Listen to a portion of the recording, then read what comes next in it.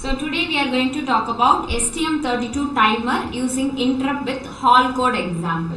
So timers are crucial in microcontroller based system, providing precise timing and control over various operations. So in this case of STM32 microcontroller, the built-in timers offers a wide range of functionalities and configuration.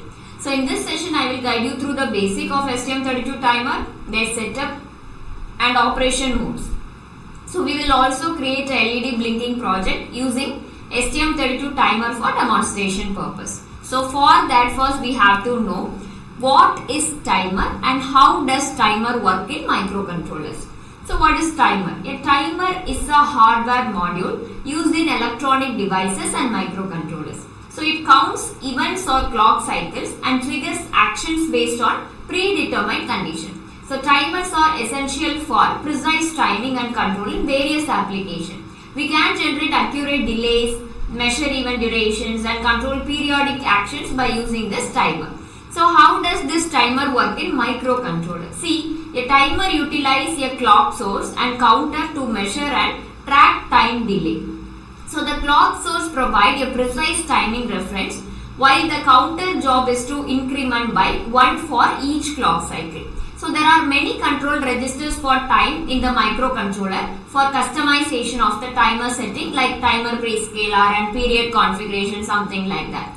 Actions are triggered when the counter matches the predefined value or condition. So timer can generate output signals, interrupt or initiate operations. So interrupt allow for timely responses to timing events or some timing critical tasks also.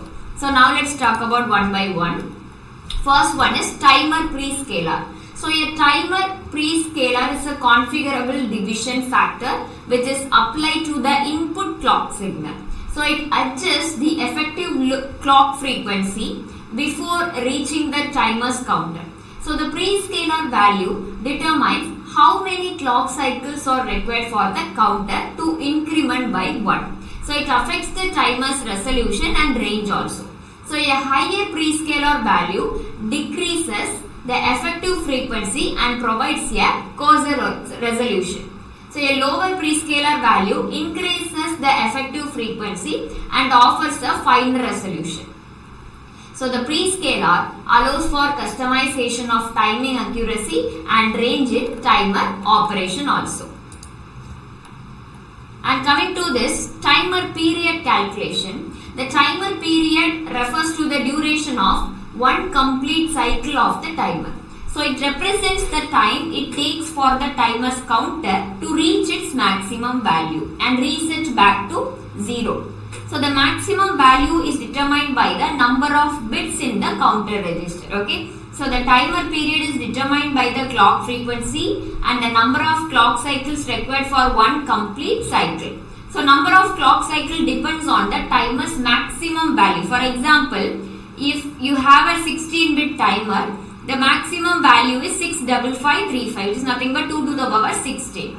So timer period can be calculated using this formula. Period which is equal to number of clock cycles which is divided by the clock frequency. For example, let's say you have a 16-bit timer with a maximum value of 65535, okay, and a clock frequency of 10 MHz. So the calculation would be like this. 65535 which is divided by 10 million, you will get the value like this, 6.5535. So the timer period 6.5535 means the duration of one complete cycle of the timer. So the timer period can be adjusted by changing the clock frequency or modifying the prescaler value. So understanding the timer period is crucial for tasks that require precise timing, such as generating delays or measuring time intervals like that. Now see terms in STM32 microcontroller. So types of STM32 timer.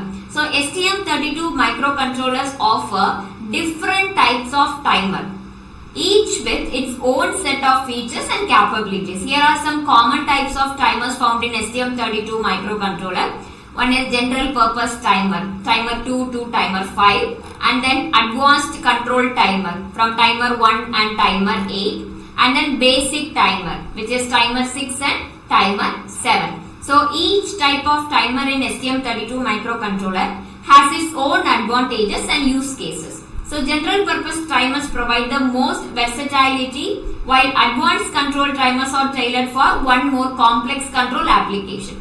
So basic timers offer a simplified and cost-effective solution for basic timing needs. Okay. So the specific type of timer to use depends on the requirement of the application and the desired functionality. Okay. And then coming to this STM32 timer mode, here are some of the common STM32 timer mode, which is time based generator, input capture mode, output compare mode, pulse width modulation generation mode, and then one pulse mode. Okay. So now in this session we will toggle the LED by using STM32, one of the basic timer, which is timer 6. We will configure the timer 6 for 500 milliseconds time delay. And also we will configure the timer for interrupt mode. That means every 500 millisecond timer 6 will generate an interrupt event, and we will handle the event from our software and toggle the LED. This is what we are going to do. Now let's move to the STMcube IDE, and I am going to select a new STM32 project.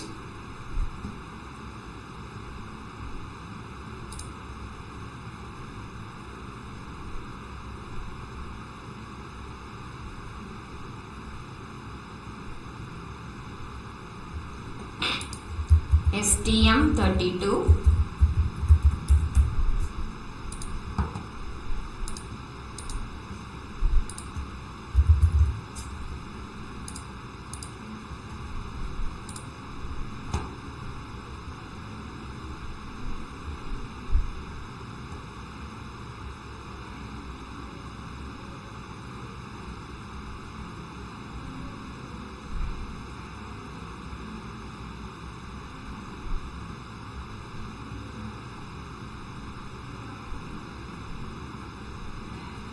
Okay, just the simple settings. So system core or CC, enable these two things, HSE and as well as LSE. Okay, and then go to timer 6, just activate this and go to parameter settings. Okay, so here we have to set the prescaler as 150 to 1.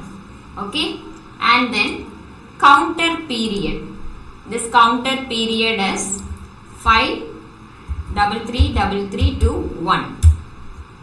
Okay, and then go to NVIC setting, just enable this interrupt.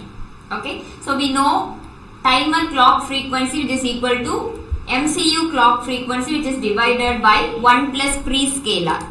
So here I provide in the slide itself. Okay, so we will use a 500 millisecond time delay for toggling a LED. So we select prescaler as 150 to 1 and counter period value as 53333 to 1. Okay, so here I provide the calculation over here. So now go to the ID back. Okay, so now what we need to do is that just go to connectivity, USR2, enable this as asynchronous, and then over here select PB5. Where it is PB5? PB5 as output pin. And then go to clock configuration. Here I am just going to change this only, just 8 MHz, and I am not going to change anything over here. Just hit enter. I am going to save this. Yes, yes.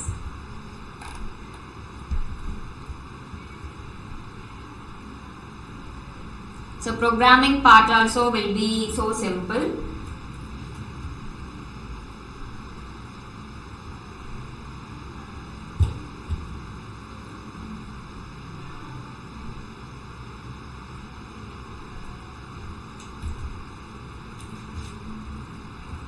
Okay, so over here, scroll down.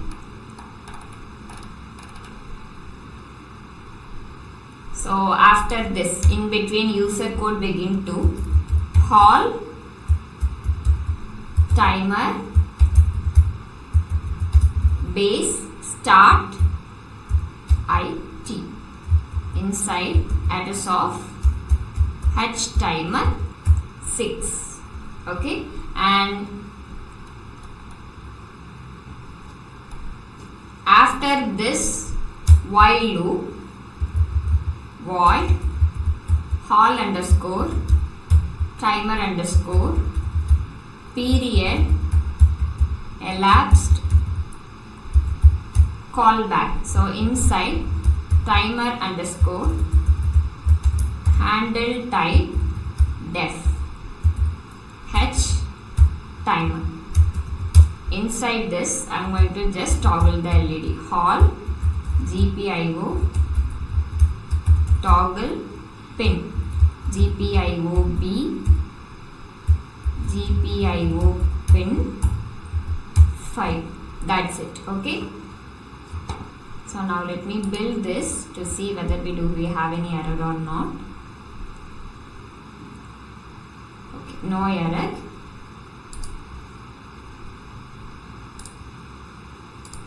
Okay, so here